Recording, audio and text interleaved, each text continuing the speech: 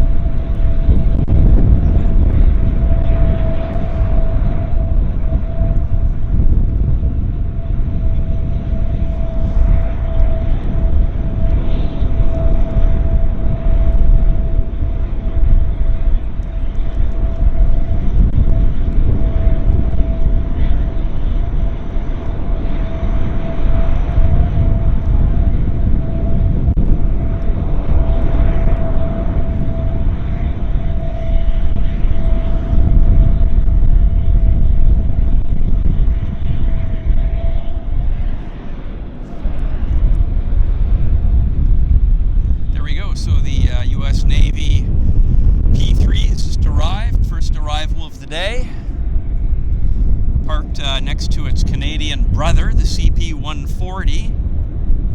So there they are, looking gorgeous here at CFB Comox. Stunning. And just to give a view here, we've got the snowbirds lined up nicely. The vast majority of the visiting aircraft here at CFB Comox are expected to come in the next half hour or so. So we'll have to see what materializes. This is one of the local-based rescue birds circling out there in the distance. Kind of far away. Again, this is totally impromptu. You're watching JetFlix TV. This is Henry Tenby. I am at CFB Comox. That helicopter's made a turn. So as I say, we're getting the live stream set up right now, and hopefully it'll be coming through.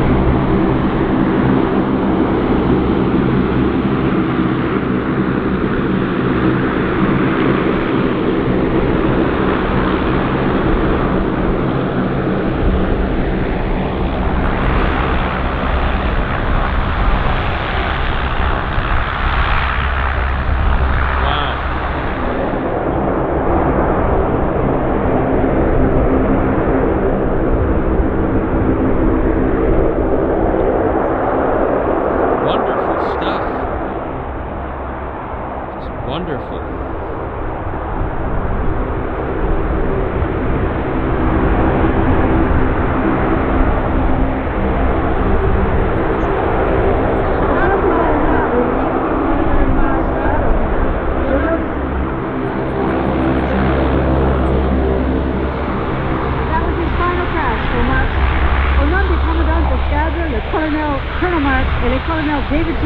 The men and women of 3 and 4 Wing and the CF-18 demonstration team. We hope you enjoyed the demonstration today as much as we enjoyed performing it for you.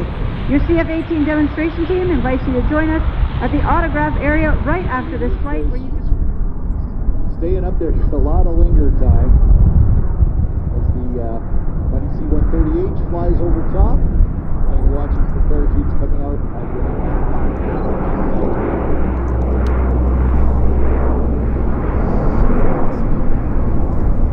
With that ability, you can actually drop them a lot lower to the ground too, because they don't have to worry about pulling their parachutes as they get out of the plane. Okay, now that we've got 4 good shoots up there, I have a question I was waiting to answer. What happens, again, hypothetically speaking, you jump out of your little static line and then something goes wrong, and now you're coming earthward with nothing. Do you have some kind of backup system? Well, absolutely. They have what's called a reserve chute, and the reserve chute is actually packed by a different person than your main. So you've got your mains, and you've seen the mains pulled everywhere here. The reserve is a much bigger one, so it's able to slow you down a lot quicker because it's typically pulled as you're closer to the ground. But you basically release from your main, and you pull your reserve so that you've got a second chance. And everybody deserves a second chance. Yeah, and if you pull your reserve, you're supposed to buy a case of beer to the guy who packed that particular chute for you because he saved your life. Yeah. Riggers. We call the people that pack the parachutes riggers, and they're a rare breed.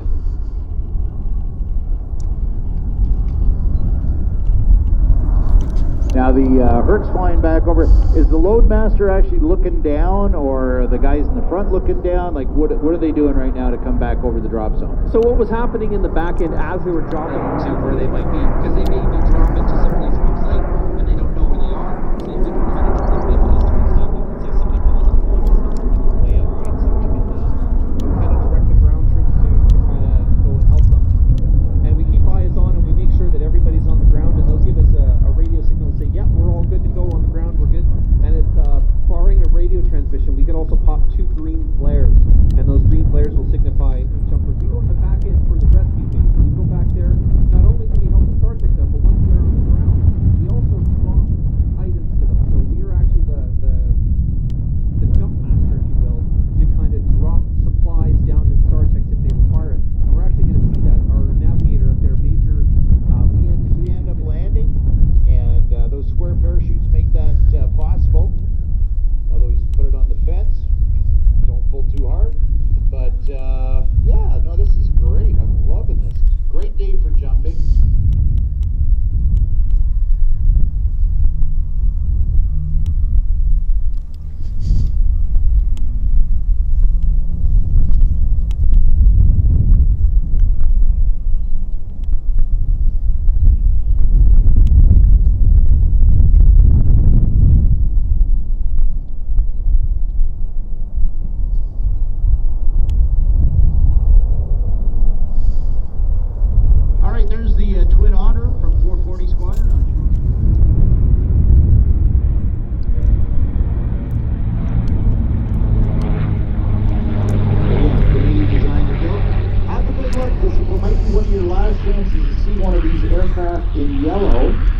They are getting repainted to a gray paint scheme similar to the C-130, as they will be doing more tactical type missions, doing a dynamic braking with the aircraft. By keeping the front of the aircraft up, they use the wing to slow themselves down.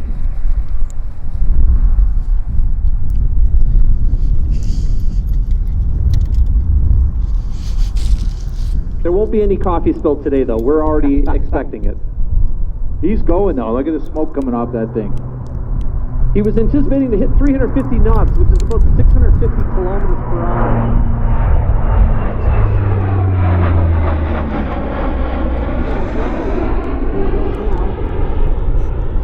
lead off all the speed so that he can conduct whatever mission he needs to do. He's going to wing over, and they're going to move right into a message drop. They're going to open up the ramp and drop some stuff out. Wicked.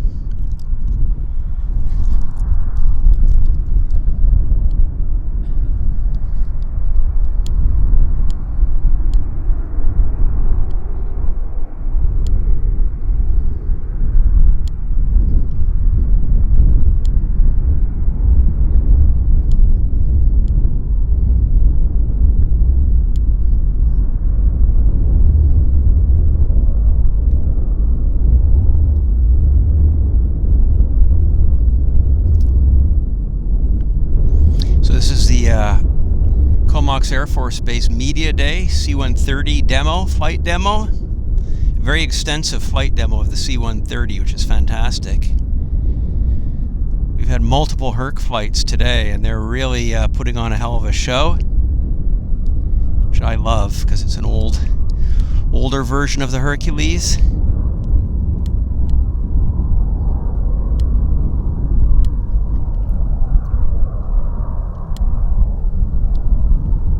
Is.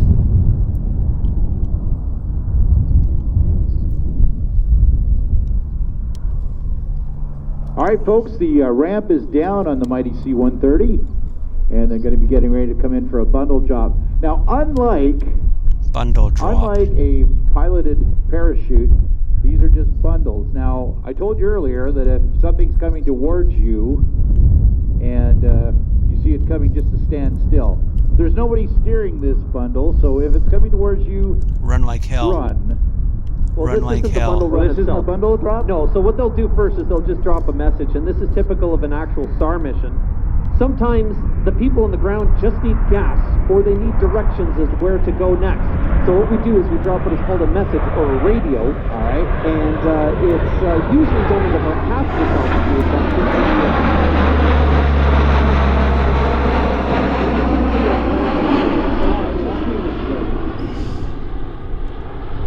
So that thing that's flying down to the ground, that is the radio. It's got a little drogue chute.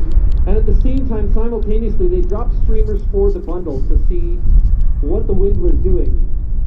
And what they're going to do is they're going to offset upwind that amount to drop the bundle so that it does not land in our crowd. And tomorrow we would announce our SARTEX, the bravest trade in the Canadian Forces, being carried back. A big round of applause, clap, clap, clap, clap, clap. You can always spot the SARTEX in their very brightly colored jump gear. Their hero attire. Yes.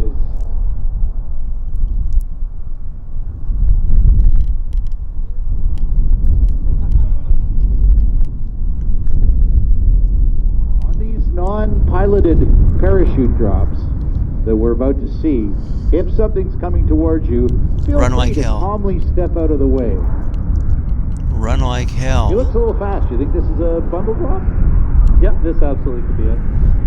Now, I have full confidence in our navigator. She's the one that is dropping it today. She's got 3,000 hours.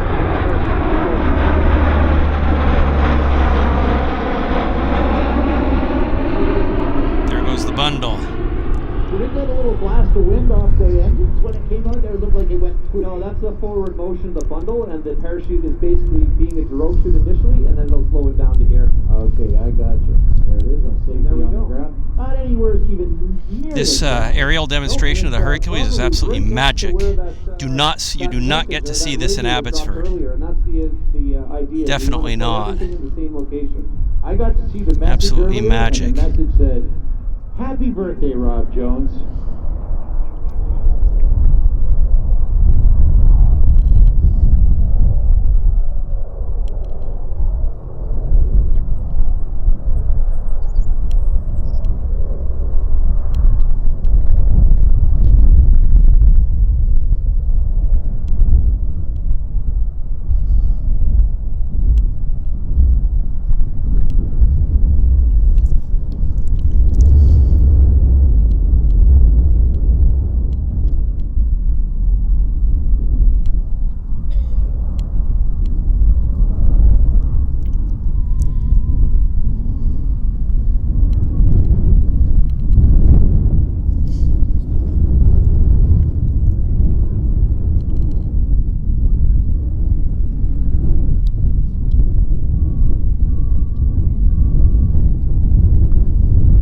Hercules is known for going to a lot of austere conditions, a lot of unprepared runways, and what it regularly does is land on short runways and basically gravel runways. So what it's going to do right now is it's going to set up for a short field landing or max effort landing, and it's going to try to pump those brakes, stop it as fast as it can. All right, Brian, this is really good. Except all I see is the back of Brian's flight suit. So, oh, there we go. Jockeying for position up here on the announcer's podium. Yeah, we have a good view, but when you got a 6'3" man standing in front of you. All right, so now what's the flight engineer doing now? Are you back up front, or are you still in the back of the aircraft? Well, I'm a navigator. Navigator, I'm sorry. Yep. That's right. And I would be up front at this point, punching in the pattern into the kit, because the pilots don't like to manipulate the flight management system while they're flying the plane. Roger that. Okay, so here comes the touchdown. Talk us through it. As soon as they touch down, basically, as soon as their wheel's down, they're going to immediately pump the brakes, the wheel brakes.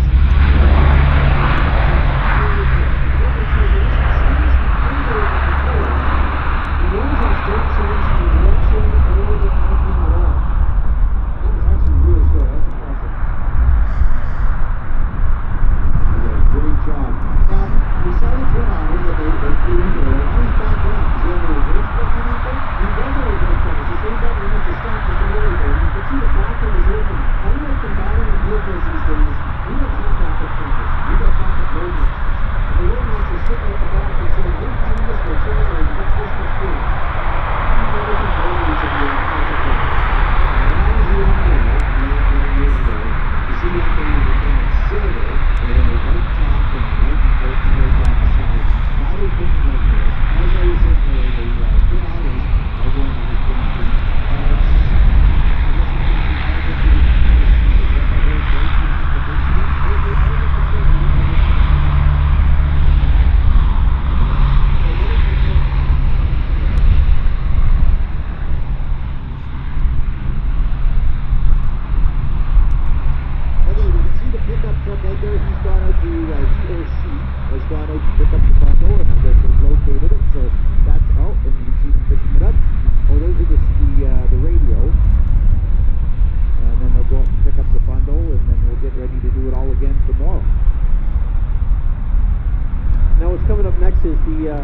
the high performance takeoff, and what they've used this for is either short field runways, or they can high performance takeoff coming now, guys. High performance takeoff. Even like enemy positions that might be in the area, you just need to climb. So what they'll do is they'll sit on their brakes, put on the maximum power, the maximum torque, which is about 19,000 pounds of torque per engine, and they'll release the brakes and up they go.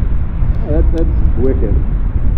And they have, they don't have it anymore, but back in the day they used something called JATO. High performance takeoff. 4 rockets on each side of the aircraft near the paratrooper door at the back, and before they take off, they throw a switch, and these rockets would take off. It was an incredible thing. The Blue Angels did it till about 2 years ago. But have you ever done a JATO takeoff? No, there are 2 aircraft that are still in our affordances right now that still have the mounts for the JATO, the jet assisted takeoff rockets. And unfortunately, it just causes way too much stress on the airframe, and there's also an inherent risk with it. If one side fires and the other side doesn't, you've got a lot of yaw going to one side, and so the pilots really have to account for that. They call it the spiraling takeoff. Look at this. 2 more guests are starting to High arrive. performance takeoff. Birthday party. Some of the snowbirds are arriving. I see they have gifts. Dad Pat wrapped present. Okay, where's your baby?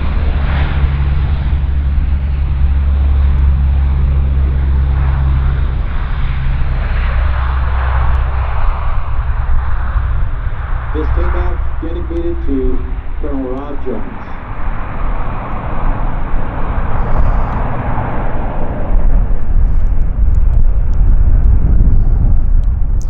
Private air show with a C-130 Hercules. This is a highlight for me for the last several years. Absolute highlight.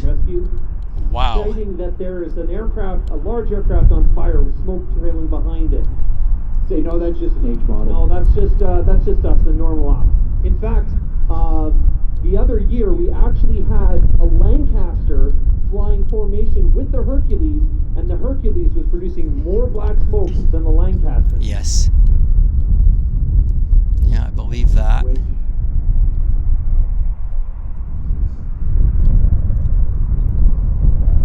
Definitely believe that, because the Lanc is powered by Merlin engines. They're not notoriously smoky like Allison engines. The Hercules has 4 Allison engines, same engines as the Convair 580 and the Lockheed Electra, and of course the CP-140 P3.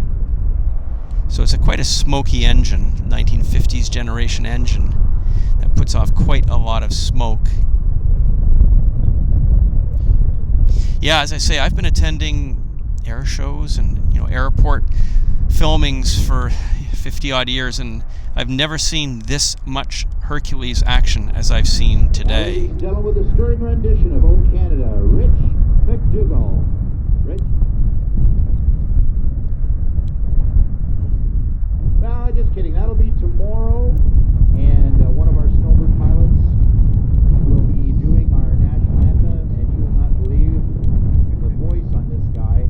Oh, Canada. Okay, that wasn't Rich, but it wasn't even poor. Banana pass. Didn't even see the roundels on that. That was a beautiful pass. Unfortunately, I flubbed it. It's very hard to do this, dancing around the tripod at 180 degrees. I couldn't do it, unfortunately. Sorry about that.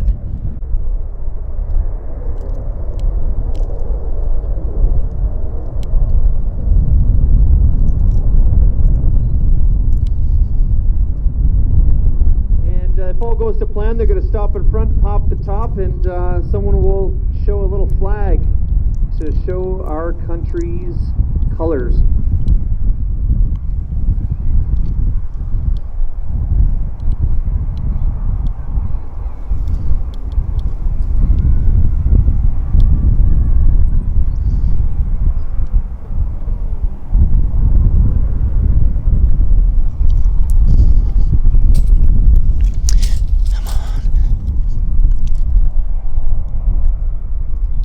Kind of lost it there.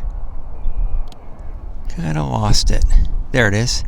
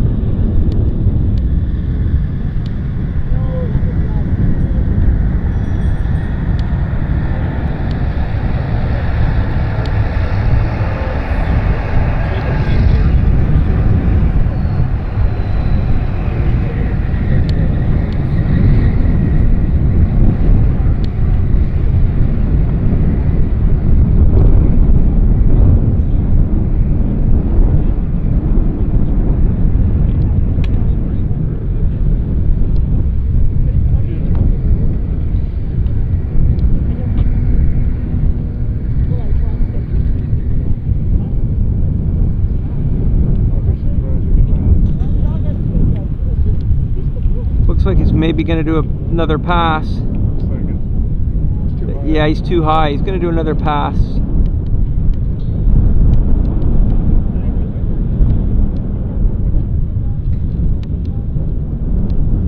Slow pass, I'm going to say. Definitely not lined up for landing.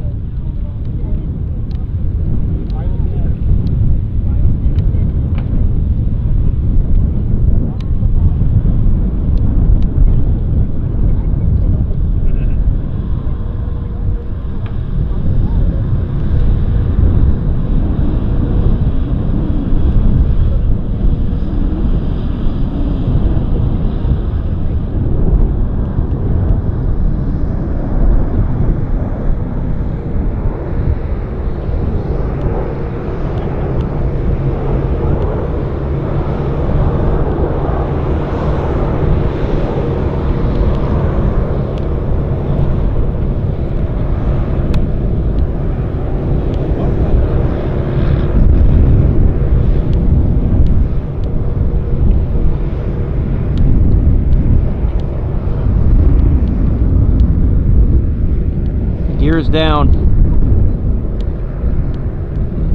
Gear is down. This is just circling to bleed off altitude. Okay, so we've got the KC-135 on, I believe it's on finals now. His gear is down. He's done a couple of circuits. He did a battle formation fly past, and then he did a 180 on the, what is that, the east end of the field. So he's definitely letting down for approach. There he is. Landing lights are on. Fantastic. Beautiful. Very, very nice. I believe this aircraft is inbound from Spokane, Washington. We're at CFB Comox.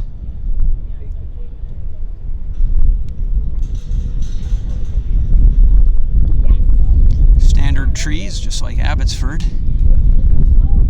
Let's see if we get a little glimpse of him coming in there.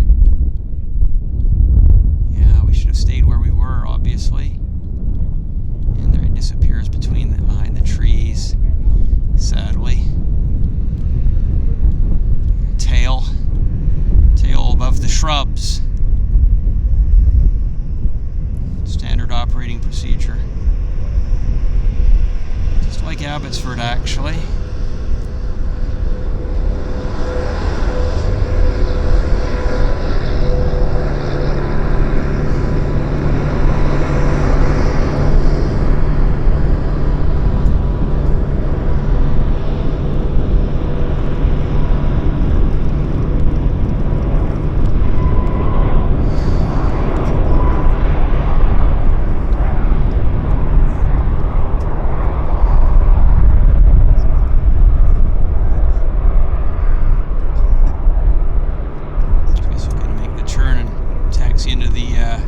Parking area to the left. Spoilers are up.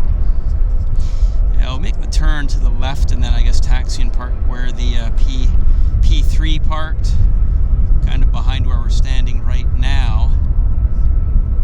ZZ. I recognize that tail sign. Wondering if it was the same. What if that's Gus Grissom? I'm not sure if that's Grissom Air Force Base or not. Making the turn. Let's see where he goes.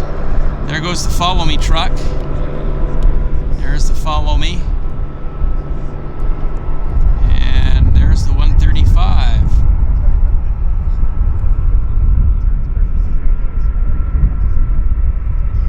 Wow, nice. Nice view. Always nice to see a 135. Yeah, probably taxi.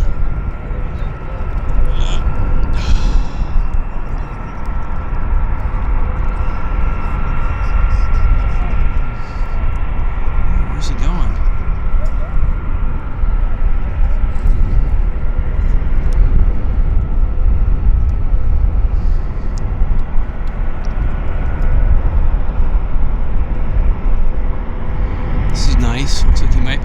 backtracking on the runway.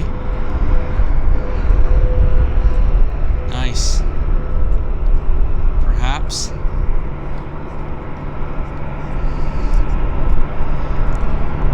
Yeah, right on. Beautiful. Oh yeah, this is good. This is nice footage for us. Photographers who stuck it out to the end.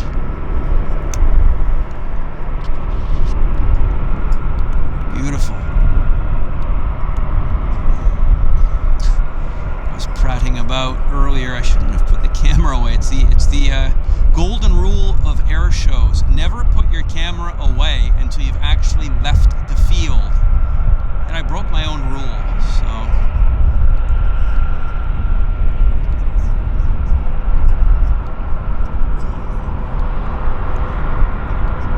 Beautiful. Great on. This is beautiful stuff. Prime footage. Prime. Follow me, follow me. They're going to drag him in here, I think. I think they're going to bring him in here. This is nice. Is he going to stop there? I wonder. Is he going to? Yeah, I guess he's going to shut down there, and then they'll tow him in. That's my guess. We'll have to see. Have to see what they've got planned.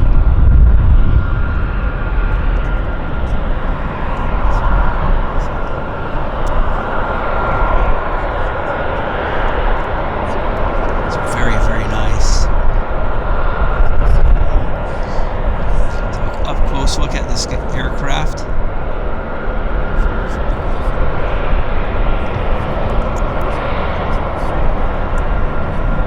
Yeah, ZZ. I can't quite see what it says on the tail.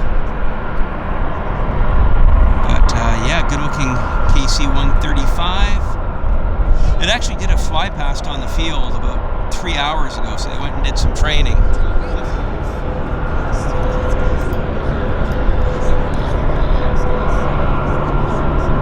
Gorgeous color scheme on the CF-18. Beautiful, beautiful colors for Canada, the Canadian Air Force RCAF 100th anniversary scheme. It would be amazing if this airplane was able to fly tomorrow. Look at this scheme. Isn't this gorgeous? Absolutely stunning, I have to say. Fantastic. So yeah, fabulous stuff. I guess they have the two aircraft sitting there. One aircraft will fly each of the 2 days. One of them is the backup. One of them is the operational aircraft for the air show. But again, I really hope tomorrow that we get the special bird flying. See, they've got the window open there on the flight deck for some very much welcome fresh air. We've got a Saab 340 that just landed, so I guess he was waiting for that to get out of the way, and now he might be able to move.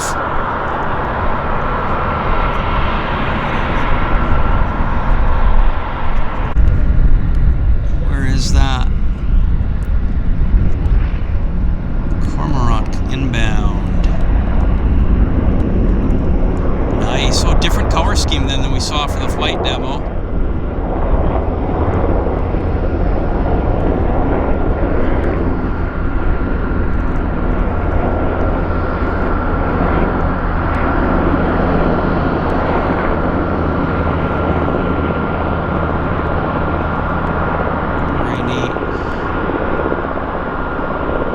Yeah, that might be the one that showed up at Abbotsford last month for us. Hard to say.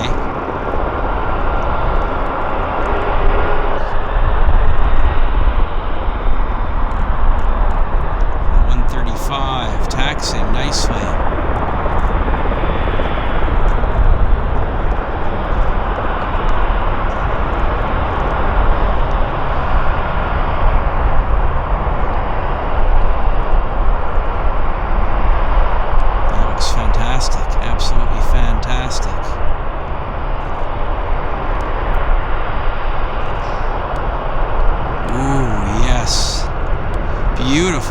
Stunning, stunning.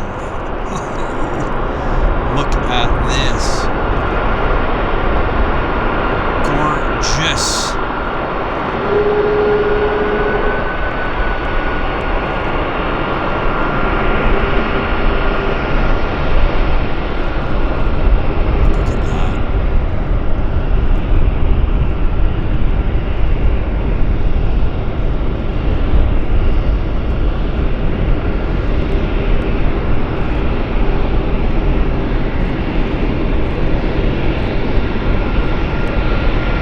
Love this footage, guys. Love it.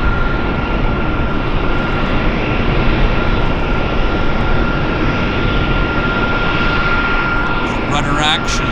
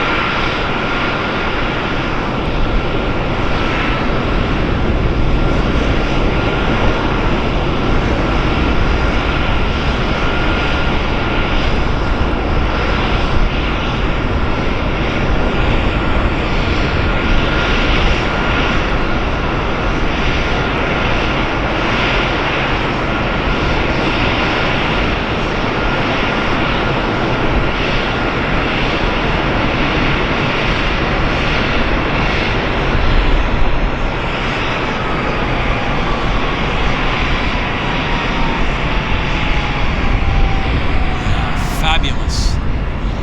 Awesome. Really good stuff.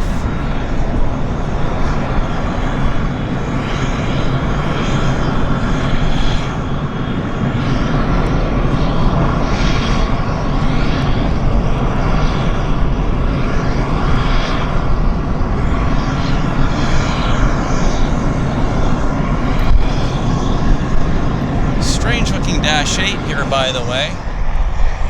Very strange Dash 8. Don't know whose this is.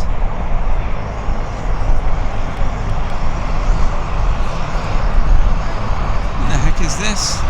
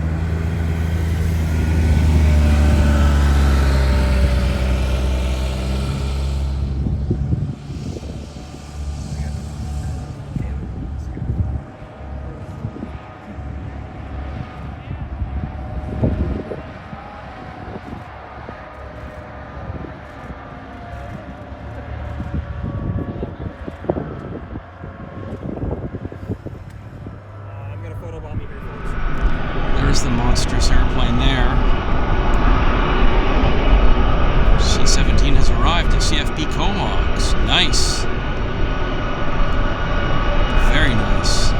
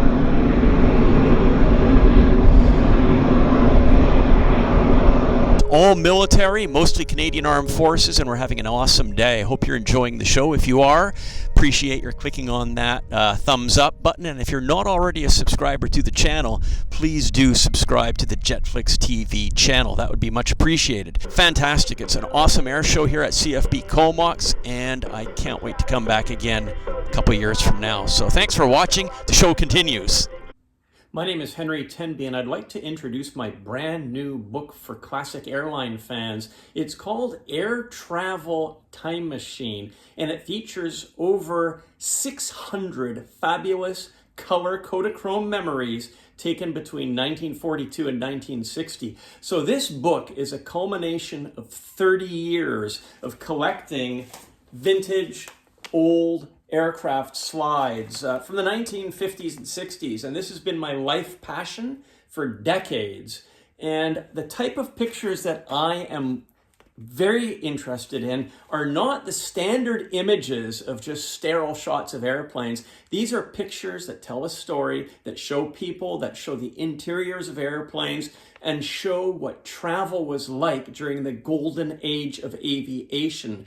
This book is 288 pages. It's a hardcover book printed on a 106-pound GSM high-quality gloss paper. It is a beautiful presentation, and you are going to love the images, and it is filled with captions and memories and great images that'll take you back to the post-war era of air travel. I hope you'll enjoy purchasing my book and reading my book.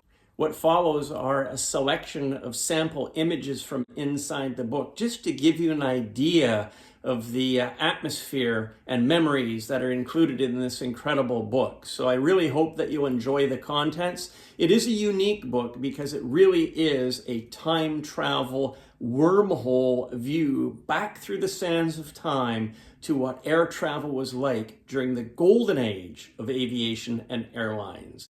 Thank you for watching my video. I hope you'll consider purchasing my book. As a side note, this is a limited production book. We're only printing 300 copies for the UK and Europe, and another 300 copies for Canada, USA distribution. So if you'd like to order a book, be sure to do so as soon as possible so that you are guaranteed to get a copy in your library. Thanks again.